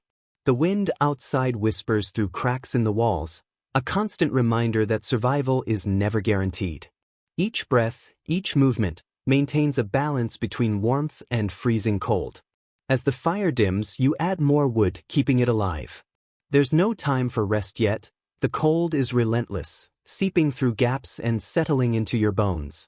The rhythm of survival, gathering firewood, checking the shelter, has become second nature. Medieval people relied heavily on their surroundings. Forests provided wood, hunted animals supplied food and hides. Resources were limited, so careful planning was essential. Hunting and gathering during warmer months ensured enough supplies for the winter. Yet, even with preparation, the cold remained unpredictable. Some winters were harsher than others, and survival depended on resource management. Historians debate how well medieval people understood the severity of winters. Likely, they adapted expertly but were still vulnerable to nature's surprises. Medieval people also crafted simple tools from readily available materials, wood, stone, bone, to aid survival. Homes often had hearths built into the floor to distribute heat more evenly. These designs, primitive by today's standards, made life in winter more manageable, but the cold always remained a challenge. Despite hardships, people endured through shelters, warm clothing from furs and wool, and mutual support. Bonds formed during these harsh months were vital for both physical and emotional survival. As you sit by the fire, feeding logs and adjusting for warmth, you reflect on the resilience of those who lived through these winters. Survival depended on collective effort, and the same applies to you now. The cold may persist, but it reminds you of your strength. Each small task is proof of endurance. Scholars continue to debate the psychological effects. Some argue that isolation hardened medieval people, while others suggest emotional strain was severe, causing anxiety and helplessness. Either way, the mental challenges were as demanding as the physical ones. You balance the exhaustion of survival with the quiet satisfaction of having made it through another night. Though the cold will return with the morning, there's comfort in knowing you've persevered. Every night survived is a small victory, a step toward the next. Survival in the medieval wilderness was never just physical. It required resilience, adaptability, and community. The cold remains, but so does human strength. Each night brings challenges, but also the determination to endure. The wind rattles the shelter walls, the temperature dropping further, seeping into every bone. Yet the fire crackles steadily, offering temporary warmth. As you pull furs tighter, you sense the wilderness alive outside, the wind in trees, snapping twigs, perhaps distant wolves. The darkness carries both danger and quiet peace. You have grown familiar with these nights, the cold, the silence, and the fire's flicker providing unexpected comfort. Historically, medieval people spent much of winter indoors, working by firelight. Hunting and foraging grew difficult with snow and frozen soil. Venturing outside drained energy, making survival exhausting. Indoors, families, neighbors, and strangers huddled together, sharing warmth, company, and connection. Survival depended on maintaining these relationships, not just for resources, but for emotional support. Even in modest homes, people slept closely, reinforcing bonds essential for enduring the long winter. Sometimes, entire families, along with their animals, would sleep in the same room to stay warm. The close quarters weren't uncomfortable because in such extreme cold, survival depended on shared warmth. Being near one another was as much a necessity as it was a custom. Yet, communal living went beyond warmth. It involved sharing daily life, stories, chores, work, and even small moments of laughter. The central fire wasn't only a source of heat, it was also a hub for conversation, companionship, and occasional joy in a harsh environment. Historians still debate the social and emotional effects of these shared winter spaces. Did closeness bring comfort, or did the tight quarters sometimes create tension? On one hand, being with others could make the bitter conditions more bearable. On the other, living in a small, smoky, dimly lit space for weeks could cause frustration. Whether communal living united people or pressured them remains under study. What is certain, however, is that during the harshest winters, these shared spaces were crucial for both physical and mental survival. Winter also offered moments of quiet reflection. When the fire dwindled and the shelter was still, except for the occasional shifting log, people could contemplate life, the changing seasons, and their own endurance. In a world that demanded constant labor, gathering wood, hunting, maintaining the shelter, these moments of stillness were rare but meaningful. Without modern distractions, it was just the person, the fire, and the night. While isolation could feel profound, no one in medieval life was truly alone. People were connected through the shared struggle of survival. Enduring the cold required cooperation. Communities survived not as individuals but collectively. Shared resources, labor, and warmth made survival possible. Scholars continue to debate the degree of cooperation involved. Did shared work strengthen communities, or did hardship create conflict? Some argue that struggle fostered closeness, while others believe it encouraged withdrawal. Yet survival, in any form, remained fundamentally communal. As the fire burned low and the cold crept back, the cycle of life continued. Each day brought new challenges, struggles, and opportunities. Harsh winters taught resilience, showing both the power of the cold and the strength needed to endure it. The night settled, the fire flickered, and as eyes closed, there was the quiet recognition: another night survived. Even as the world remained frozen, there was reassurance in knowing tomorrow would be met. Survival meant never giving up, never yielding, and always enduring. Morning arrived with the same chill. The fire was little more than embers. Frost sparkled under faint sunlight, and the cold still bit sharply. Yet the morning light carried a promise. Another day to endure, another chance to survive. Rising stiff and sore beneath the furs, the first breath of the day was always the hardest. The wind outside reminded that the wilderness could never be fully tamed. But living with it had become routine. Survival wasn't a choice, it was necessary. Layers of wool and furs were put on, and the day's struggle against the elements began. Medieval people spent much of their time preparing for winter. Firewood was gathered, food stored, and shelters reinforced long before the first frost. Yet even with careful preparation, the cold was relentless. A stocked shelter and steady firewood provided comfort but could not eliminate the chill. Survival was about living with the cold, adapting to it, and enduring it. Animals played a significant role in winter survival. Goats, sheep, and cows were often kept close to living spaces, providing warmth as well as food and companionship. Historians debate how widespread this practice was, but its importance for both physical and emotional support during harsh winters is clear. Stepping outside each day, the cold hit immediately. Breath formed clouds, frost sparkled, and snow crunched underfoot. The frozen landscape seemed still, yet every task, gathering wood, reinforcing shelters, preparing food, was vital. Routine became essential for mental stability. Daily chores, though demanding, offered control over a world defined by isolation and struggle. The fire had to be maintained, food preserved, and wood chopped. Each task grounded people in the present and provided a quiet reassurance. The physical labor of winter affected mental well-being. Some argue constant work distracted from stress, while others suggest isolation and exhaustion caused anxiety or depression. The truth lies somewhere in between. Shared effort and community were key to enduring both the cold and its psychological toll. As the day continued, work became a rhythm. Firewood gathered, shelters checked, food prepared. These simple tasks connected people to survival, keeping the cold at bay for now.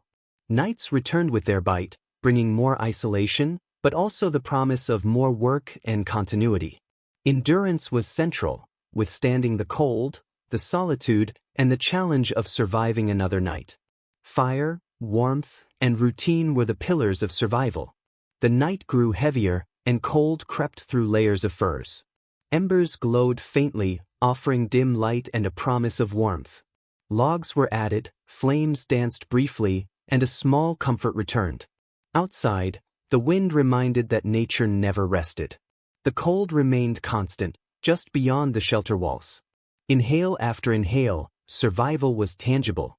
Even with preparation, medieval people were vulnerable. Cold exposure could lead to frostbite, illness, and weakened immunity. Rural populations had limited access to medical care, making even minor injuries potentially deadly. Yet people endured, adapted, and survived. Cold attacked every part of the body, from stiff joints to draining energy, but survival persisted through collective effort, resourcefulness, and resilience. Life in the medieval winter was a constant balancing act, staying warm while staying alive. Warmth was always scarce. The fire never burned hot enough. Shelters never blocked all the cold. Woolen layers offered limited protection against the wind's bite. Yet it was enough to continue. Survival wasn't about conquering the cold, it was about enduring it. One more night. One more day. A curious historical detail shows that people sometimes wore iron bands around their wrists and ankles in the harshest months to prevent frostbite. These bands were believed to regulate blood flow, keeping hands and feet warm. There's no solid proof that they worked, but the practice highlights the lengths medieval people would go to guard against the cold. The cold wasn't optional. It had to be confronted with every resource available. Scholars still debate whether medieval people were better attuned to the dangers of cold than we are today. Some say living close to nature gave them practical knowledge for survival. Others suggest that winter's severity often left people vulnerable, with few protections. What is certain is that the cold was a constant presence. Every temperature shift, every gust of wind mattered. A sudden drop could be disastrous, while a mild winter could create a false sense of security. Survival demanded preparation and vigilance. Winter's challenge wasn't only physical, it was psychological. The monotony and isolation weighed heavily. Days stretched into weeks, weeks into months, with a frozen, unchanging landscape. Even huddled with others for warmth, the long nights felt isolating. Yet shared struggle made endurance possible. Fire, shelter, companionship, these were lifelines. The fire at the heart of a shelter was more than warmth. It symbolized survival, a fragile light against darkness. Watching the flames reminded people that, despite harsh conditions, hope remained. Survival was shared. Those around the fire, past generations enduring the same winters, all reinforced the sense of collective effort. Historians note that tending the fire was a form of mental care. Maintaining the flames, feeling the warmth, and observing the fire's dance offered a moment of peace and accomplishment. Even in extreme conditions, the fire was a comforting, stabilizing presence. As the night wore on and the fire faded, exhaustion set in. The cold pressed in, yet people found reassurance in knowing they had done all they could to hold it at bay. The fire, the shelter, and the warmth of others were enough to survive another night. The wind outside became a lullaby, a reminder of the world awaiting the morning.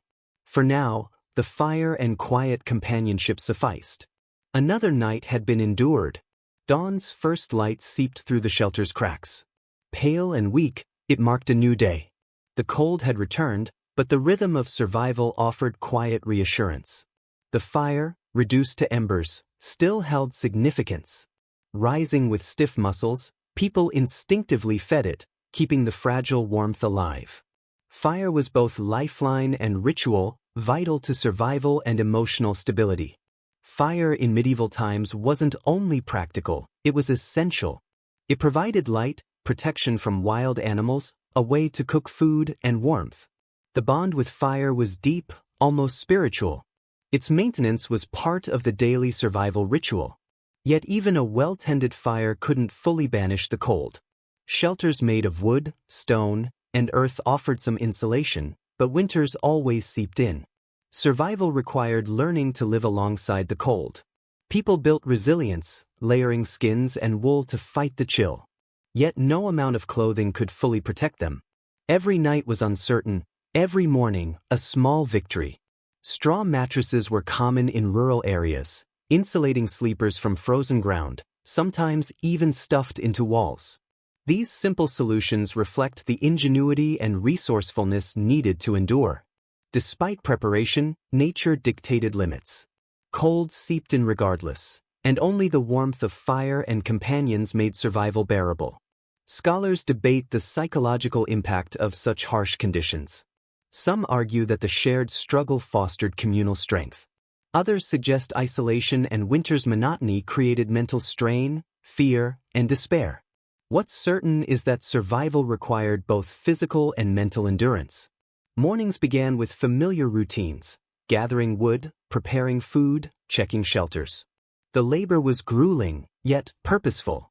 Each small task was a victory, grounding people in the present and sustaining life. Storytelling around the fire was more than entertainment. It maintained community, preserved knowledge, and eased isolation.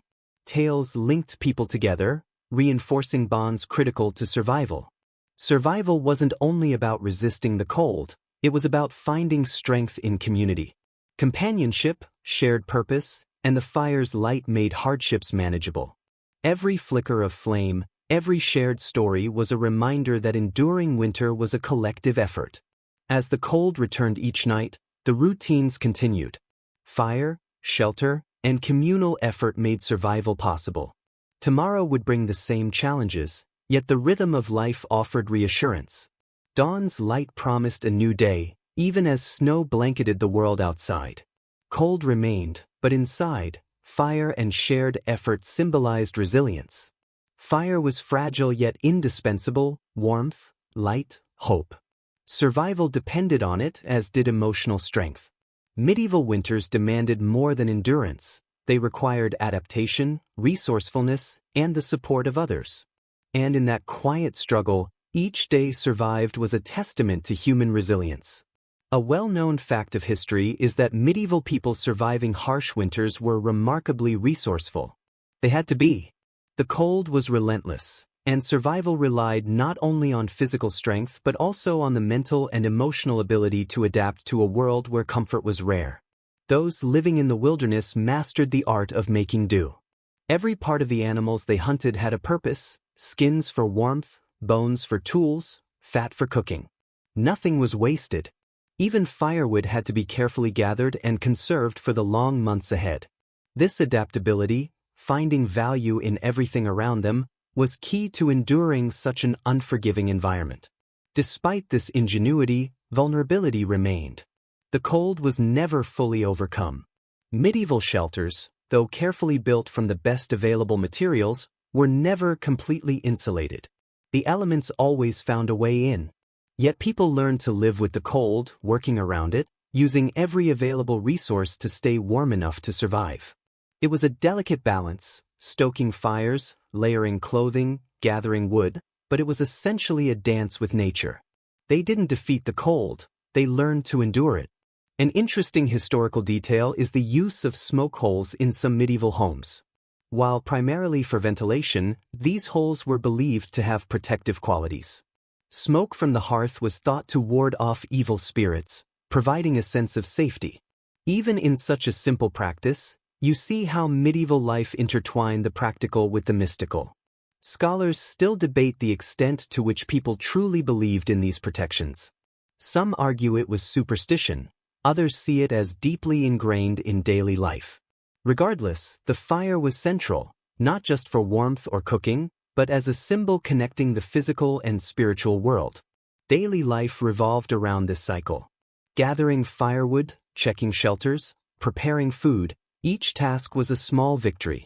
The cold pressed in, yet survival was as much about routine and effort as it was about endurance. Every log added to the fire, every warmth-giving action, was a step toward surviving another night. Historians emphasize the importance of community during these winters. Harsh conditions made isolation dangerous. People relied on tight-knit groups for shared labor, warmth, and morale. Alone, survival was unlikely. Together, they could fight the cold, share resources, and make it through. Even quiet companionship around the fire lightened the burden of struggle. Whether the bonds formed were as strong as we imagine is debated, but cooperation was essential. Sitting by the fire, one observes the rhythm of survival. The cold presses in, yet the fire provides warmth and reassurance. Nightly routines, tending the flames, layering clothing, and maintaining shelter, are both practical and comforting. The fire becomes a lifeline, a steady companion amid relentless cold. Every flicker is a small victory, a connection to life. The warmth is fleeting, yet sufficient. Survival depended on making do with what was available, and the medieval people mastered this art. Medieval shelters were built from natural materials like timber, mud, and animal furs. Without modern insulation, they relied on ingenuity to withstand winter. Even the best construction couldn't fully block the cold. Layered clothing, animal skins, and fire were all part of survival. They didn't aim to conquer winter but to coexist with it. A historical curiosity, medieval people often layered wool, linen, and fur for insulation. Socks, gloves, and boots were made similarly. These layers trapped body heat, though they could restrict movement, especially in snow or wind. Yet these simple methods helped people endure long winters. Shared warmth in living spaces further enhanced their effectiveness. The cold was never fully defeated, but it was managed. Survival also demanded mental resilience. The long nights, silence, and isolation tested emotional strength. People coped by sharing stories, singing, and passing knowledge across generations. The hearth became a center for warmth and connection. Life went on, even in bleak conditions. Survival was not about defeating the cold but enduring it, adapting, and drawing strength from routine, fire, and companionship. Food posed another challenge. Hunting, foraging, and fishing were harder when the ground froze. Medieval people relied on preserved food, dried meats, salted fish, root vegetables, and grains. Hunting required skill, patience, and knowledge of the land. Survival wasn't brute force, it was awareness and adaptation. Stress from food scarcity was significant, but it also fostered resilience. Hunting dogs played a crucial role. Trained to track, retrieve, and protect, they were essential companions. Families often shared their warmth with these animals, highlighting the interdependence between humans and animals. Similarly, cooperation among people, sharing firewood, food, and labor, was vital for mental and physical survival. The hearth was central to medieval homes, especially in wilderness areas. Fires provided warmth, a place to cook, and a focus for communal life. Even though firewood was precious, it was a lifeline offering comfort and a sense of security. No shelter or fire could fully block the cold, but the combination of human effort, ingenuity, and resilience made life possible. Some medieval homes used multiple fires or portable hearths to distribute warmth. Firebeds, where families slept close to the hearth, were life-saving. Every source of heat was essential against the unyielding cold. Though historians debate the prevalence of these practices, the importance of fire is clear. It shaped survival, work, and daily life. Even simple strategies, like heated stones placed near sleeping areas, illustrate medieval ingenuity. These stones retained warmth for hours, easing the night's chill. Survival was a balance of routine, effort, and resourcefulness. The fire, the shelter, and communal bonds offered the foundation for enduring harsh winters. Every night followed the same rhythm: tending the fire, checking the shelter, rationing food. These repeated actions became comforting, forming a cycle that has sustained humans for generations. The cold was relentless, but small victories, the warmth of fire, shared labor, and companionship, made it bearable. Survival depended on adaptation and endurance, not conquest. As dawn breaks, the faint light reveals a frozen landscape. The fire, now embers, still offers residual warmth. Gathering wood and maintaining heat is vital. The wilderness is unforgiving, but there is beauty in its starkness. Food scarcity, harsh weather, and physical strain were constant challenges, yet medieval people persevered through ingenuity and cooperation. In the end, survival in the wilderness, then or now, is about endurance, adaptation, and finding strength in routine and connection. The cold will always return, but with fire, shelter, shared effort, and mental resilience, it can be managed. Another night has been endured, another day awaits, and that is enough. The rhythm of life continues, and in it lies a quiet, enduring beauty.